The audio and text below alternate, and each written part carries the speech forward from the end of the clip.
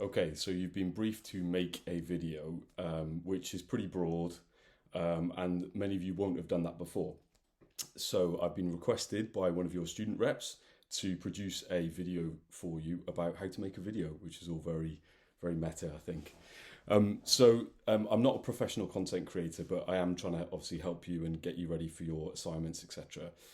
So what I'm going to do is talk you through just a few of the basics about making a video. And I guess before we get into the technicalities, just think about the frame. So the lighting. If you are actually making a video of you talking, or if you're making a video of anything that you want to show in shot, just think about the way it's lit. So I use a front lighter, which I've turned it off now. You know, if I turn off the lights in the room, it would be a bit dark. So just think about making sure your subject's like lit. It doesn't have to be perfect, obviously. And then background. So obviously I'm used to doing video calls all the time and I tend not to blur my background. But actually, particularly in a professional context, it might be better for you to have a false background or a blurred background, so you're not showing anything too detailed. So think about lighting, think about the frame, think about the background, etc., what you're showing and what do you need to blur. And now we're going to get onto a few more of the technicalities about how to actually produce a video. And there's three broad options. So option one I'm going to show you is how to make a recorded PowerPoint presentation. So here you don't have to show yourself on camera at all. You can just use audio and commentate over some slides. And fortunately, PowerPoint have integrated this into their product. And obviously, you're provided with Microsoft products through the university. So within within PowerPoint, you can select a record function. You can even annotate each slide individually, but I think it's probably better to do a one take if you can, and just record your thoughts about each slide you're showing or anything that you decide to show. Option two, we'll go through briefly, is social media. So I think it's only right that if you're producing a video in 2026, given your knowledge of apps and particular kind of content creation platforms, you can create a video in any way you want. Now that could be recording it on your phone, as you might, and then do an Instagram reel, or feel free to use kind of editing tools on TikTok, etc. If that's your choice.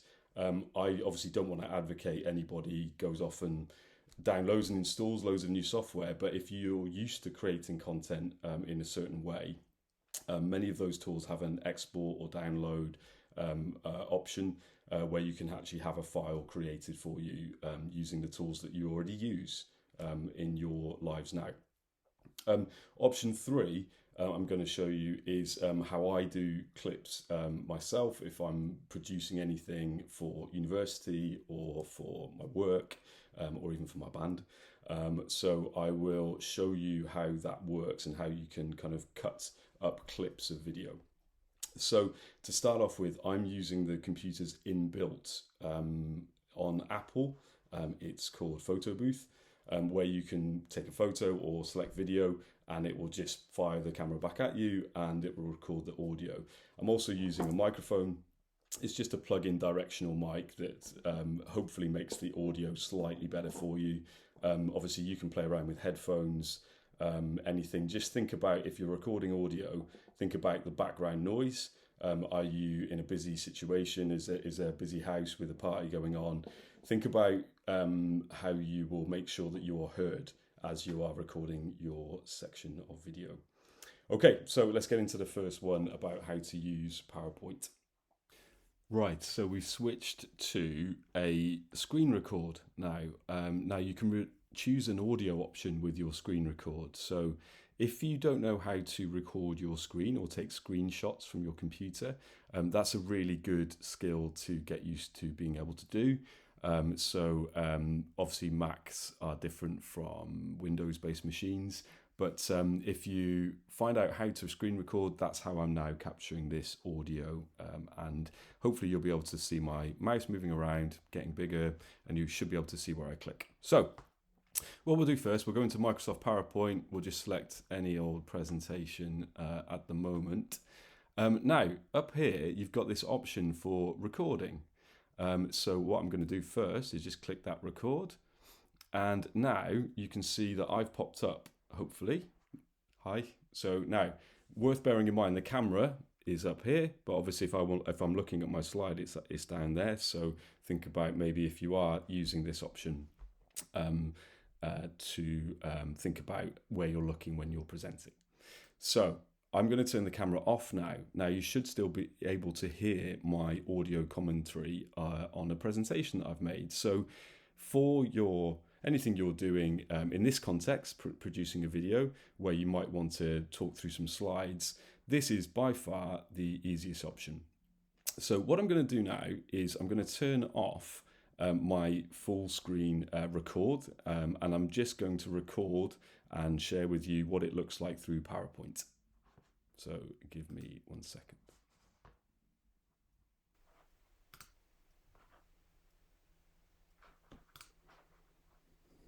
Because I just click to the next slide, and then maybe I'll click to the next slide again, introduce what I'm now showing.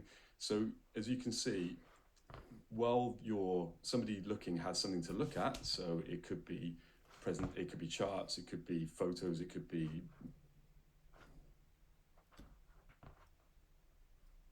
maybe I'll click to the next slide again, introduce what I'm now showing. So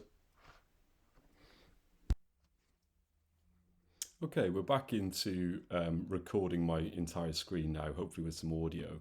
So I've recorded a few bits of clips now with these slides, and I've recorded an audio one on the last one. So as you go into here, by the way, I should have chosen something I'd use better referencing on. This is more of a presentation than a lecture. But if I play from the start, now you may not be able to hear it now, but let me see if I can change the audio. And as I just showed you, I can choose. Okay, so before we look at kind of social media apps, let's just talk about what might be inbuilt in your phone. So on my phone, I recently went to London. We could edit each photo on our phone, couldn't we? So if we just went to edit, for example, we could mark it up with some text and say,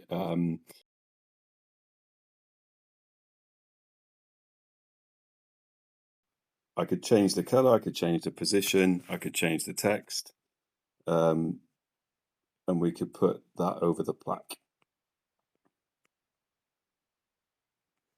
for example, there. So we'll save that copy now, and we'll share it in the folder. So now if I go back into this folder, so I've created a folder from all the photos and little video clips I took when we went on this trip.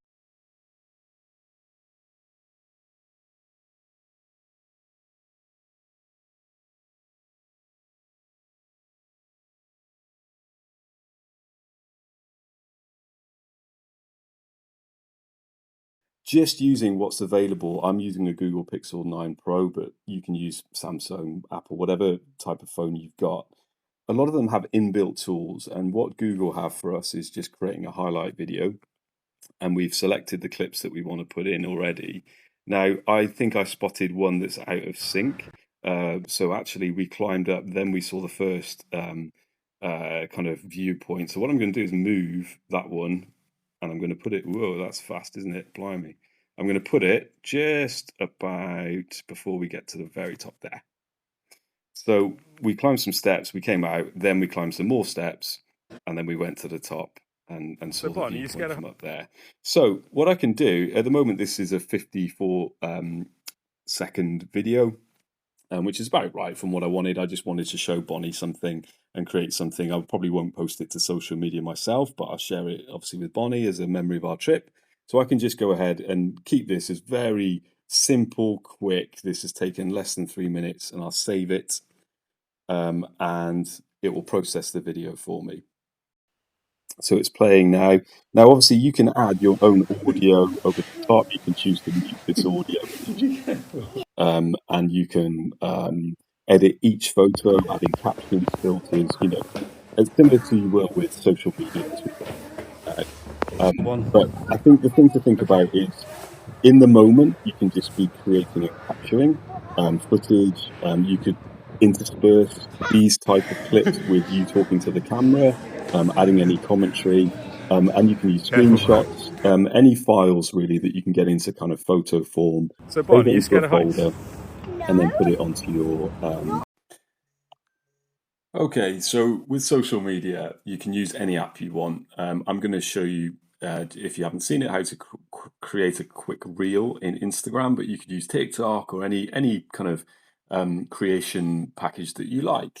I've already opened my favorites on my phone, and I've got here saved some little clips from a trip to a volcano that I did with my son recently. So what I'll do, I'll add in a few of the kind of clips from the boat around the volcano and seeing some volcanologists, and it was all kind of very fun. I took a screen record of where we were and a bit of a scary time on the boat. So I'll add in a few of these things, and I'll just click next, and it's going to kind of create some audio with it, which again, you can choose what you want to do. You can search for anything you want, and we'll put let's put in volcano and see what comes back as a music choice. I don't actually know any of these, but we'll go with volcano. Oh no! There you go, MC Grammar. And we'll click next. Now here we can add any element of stop the video. So here we can add where we can kind of control where this song comes in, and this, as you'll see in a moment with Final Cut Pro, this is very much similar here to the kind of editing you can do in a more professional kind of software editing package. But you can make these clips longer and shorter. The AI kind of the intelligence built into it will suggest durations for certain things. But again, it's very much up to you, and you can kind of change the volume of the audio and all those kind of things. You can fade the video, etc. Find the reel now and whether it's been uploaded effectively. As I say, this is with no editing at all and no kind of real thought to how it might look. We've just gone with whatever there. And it's about to go.